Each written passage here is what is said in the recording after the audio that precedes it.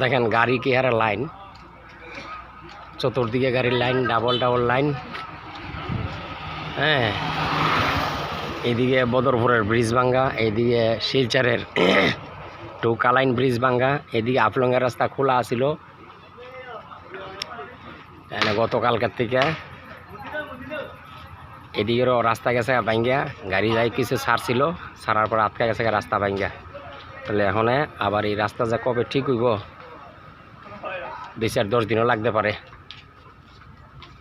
প্রচুর গাড়ি, দুনিয়ার গাড়ি,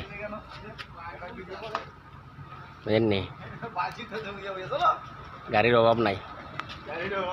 হ্যাঁ, গাড়ি এটা গাড়ি যে কবে পার হইব কোনো গ্যারান্টি নাই। আর আমি যে জায়গাত গিয়ে সেটা যে রাস্তা ভাঙছে, আপনারা লোকেশন পাঠামো, এখানে আমার যাওয়ার মতো ক্ষমতা নাই, দূরত্ব জায়গা। আমি আছি জায়গাটার নাম হলো ডিডেক,